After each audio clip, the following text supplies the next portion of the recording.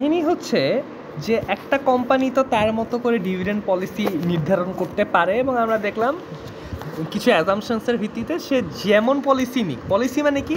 Policy মানে কি? হ্যাঁ, কথাটা মানে বুঝো, dividend is relevant but dividend policy is irrelevant. Policy মানে কি? টাইমিং, যে কখন দিবে। হ্যাঁ, আমি কি আগে 20,000 দিব আর পরে 0 টাকা দিব, নাকি আমি আগে 0 দিব পরে 20,000 দিব, নাকি আমি আগে 15 দিব পরে 5 দিব? এইটা হচ্ছে টাইমিং, এটা হচ্ছে পলিসি, ডিভিডেন্ড পলিসি। হ্যাঁ, পলিসিটা হচ্ছে ইরিলেভেন্ট। হ্যাঁ, যদি cash flow over the life year fix হয় এবং সব রেট হচ্ছে সেম হয়, সেক্ষেত্রে বলা হচ্ছে যে ভাই ডিভিডেন্ড পলিসিস ইরিলেভেন্ট। তো আমরা কি জানি যে একটা কোম্পানি বিভিন্নভাবে ডিভিডেন্ড দিতে পারে। হ্যাঁ, কথার কথা হচ্ছে সে দিতে পারে আগে 10 টাকা দিতে পারে, পরে 2 টাকা দিতে পারে, আগে 12 টাকা দিতে পারে, পরে 8 টাকা দিতে পারে।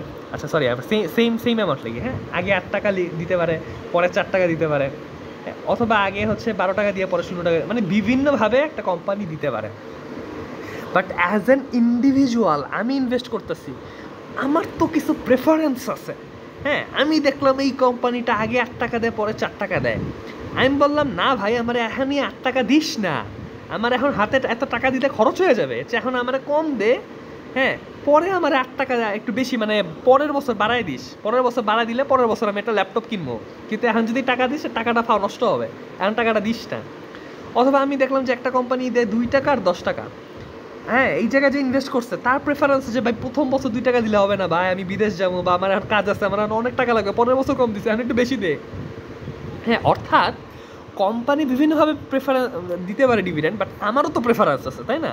সো আমরা একটা সিনারিও দেখি যেখানে একটা কোম্পানির অ্যাভেলেবেল ক্যাশ হচ্ছে 10,000 টাকা এবং 10,000 টাকা, এবং তারা ডিপিএস দিচ্ছে 10 টাকা 10 টাকা।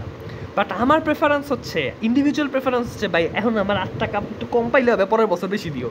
হ্যাঁ, তো আমি কিভাবে আমার মতো করে এটাকে এডিট করে নিতে পারি? সো দেখি, কোম্পানি চাইলে কিন্তু 8 টাকা দিতে পারতো, বাট কোম্পানি দিতেছে 10 টাকা, বাট আমি কিভাবে 8 টাকা রাখা পরের বছর একটু বেশি নিতে পারি দেখি। প্রথমত কি হবে, কোম্পানি তো 10 টাকা দিল, আমি তো চাই 8 টাকা, আমি 8 টাকা আমার পকেটে ঢুকামো, বাকি 2 টাকা ইনভেস্ট করবো। এটার নাম হচ্ছে হোমমেড ইনভেস্টমেন্ট। কোন রেটে ইনভেস্ট করবো ভাই? রেট সব জায়গায়, কস্ট অফ ক্যাপিটাল যে রেট সব জায়গায় সেম রেট হইব, ঠিক আছে? সো 10%, সো 2 টাকা ইনভেস্ট করছি, সো 2 টাকা 10% হচ্ছে 0.2। তাহলে পরের বছর তো কোম্পানি আমাকে 10 টাকা দিচ্ছে, সাথে আমি ওই যে ইনভেস্ট থেকে 2.2 আরও সাথে নিয়ে 12.2 নিতেছি। এবার যদি আমি হচ্ছে এটাকে প্রেজেন্ট ভ্যালু করে একটু দেখি, 8 টাকা 8 টাকায় আছে, 12 টাকার প্রেজেন্ট ভ্যালু করলে হয় যা হয় মিলাইয়া হচ্ছে শেয়ারের প্রাইস 19.09ই আছে। অর্থাৎ আগের যে ভিডিওতে আমরা যে শেয়ার প্রাইস দেখে আসতেছিলাম ওইখানেও শেয়ার প্রাইস 19.09 রইল।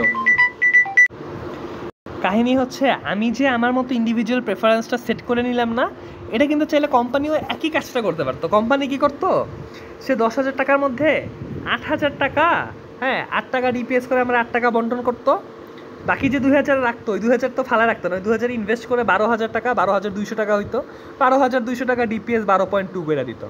হ্যাঁ, ওরা চাইলে ওরাও 8 আর 12.2 দিতে পারতো।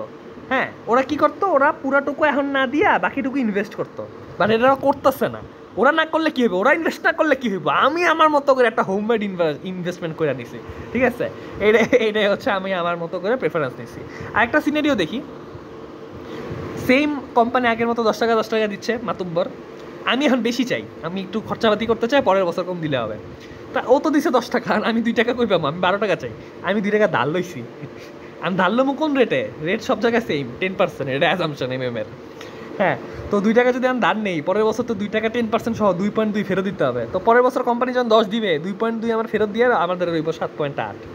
তাহলে বড় করছিলাম 12, এই 12 রয়ে গেল, 12 টাকা ডিভিডেন্ড প্রথম বছর, আর 7.8কে প্রেজেন্ট ভ্যালু করলে হয় 19.09। মজার বিষয় হচ্ছে আগেরও ছিল 19.09, এখনও হচ্ছে 19.09। অর্থাৎ কাহিনীটা কি হইল? কাহিনীটা যেটা হইলো সেটা হচ্ছে, কাহিনীটা হচ্ছে যে আমি আমার মতো করে ডিভিডেন্ড কিভাবে নিব সেটা ডিজাইন করতে পারি।